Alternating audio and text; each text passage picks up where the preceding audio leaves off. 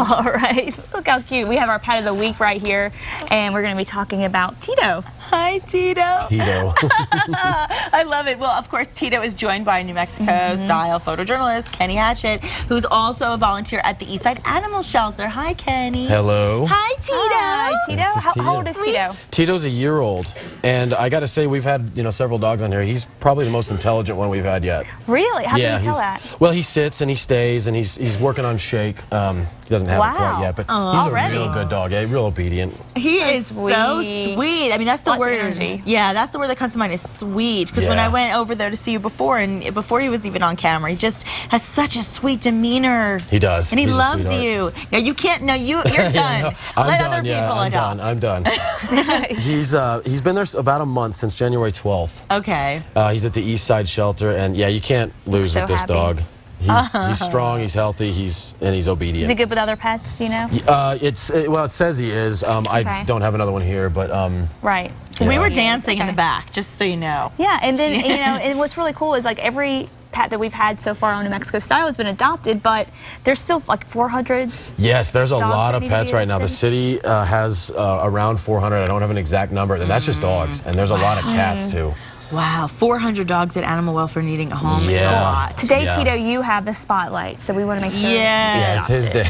Well, yeah, let's keep that consistency going that we have with every single one of them having been adopted. Not by Kenny, all of them, just a couple. Just a couple, yeah. I got suckered in. But. So okay, so let me see if we. Hey, Tito, sit. Sit.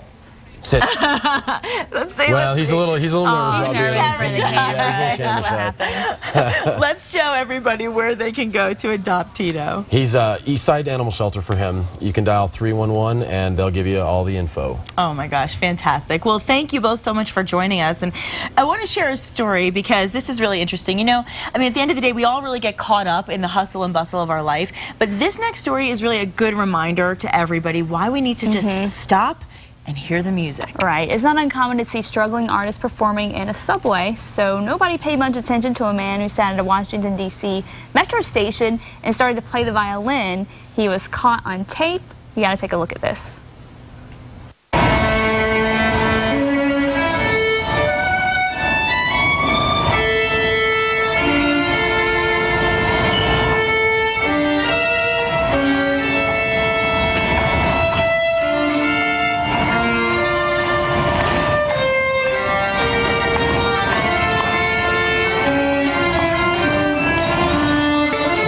Okay, so listen to this. The man played for about 45 minutes, and since it was rush hour, about 1,100 people passed by. Now, a few people stopped for a moment, okay? Some threw a little money in the till, and children actually were the ones who paid the most attention, only to be hurried along by their parents, right? So the parents are hurrying them along. Now, the violinist collected a total of $32 at the end of the day, and when he finished playing, no one applauded, no one recognized him, nothing, okay?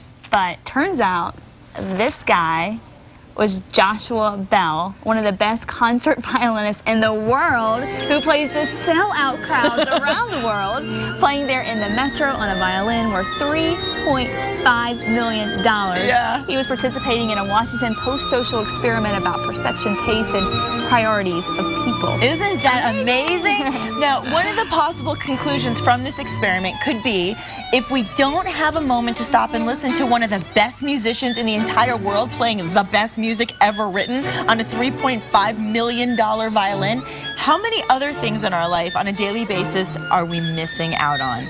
I mean, that's the lesson, right? I mean, this guy, and here's an interesting thing.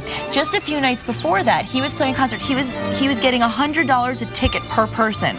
So you figure he had a sellout crowd at $100 a person. At the end of the day, in average everyday life, he made $32 total. Is that amazing? That is. That's what crazy. A story. This guy is genius. And all those people getting such a treat and not even having a clue. Yeah. Not even a clue. Kind of embarrassing almost if you'd been there. I know. Yeah. All those people must be saying, oh my gosh, I can't believe I just saw this unbelievable violinist and I didn't even pay attention. And they're probably people who don't even know. Probably don't even know. But I love stories like this, and as I said, I mean, I think the lesson to be learned, and I think it's a great lesson as we go into the weekend, it's the little things like we were even saying yesterday, it's the little things like the sunsets and the sunrises in New Mexico, and it's the little things like enjoying a moment with your pet, and just all these little moments in our lives that we lose sight of in the hustle and bustle and the busyness of the reality of our worlds. And just take a moment, stop and smell the roses and listen to the music. That's the way to do it, right? Exactly. And dance. And dance. Just dance. It'll be okay. Sorry. Oh, by the way, quick follow-up. I talked yesterday about the fact that last night was going to be a great night on American Idol. It was probably one of the best American Idol episodes I've seen.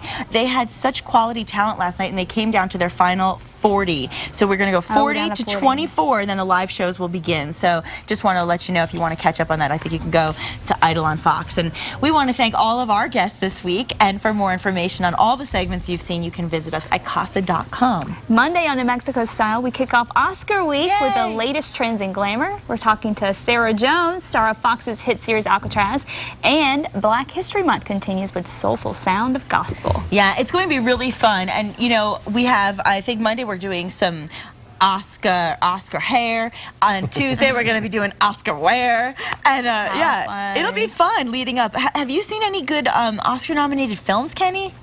I know you saw Beauty and the Beast. I saw Beauty and the Beast on 3D. Yeah, it was excellent.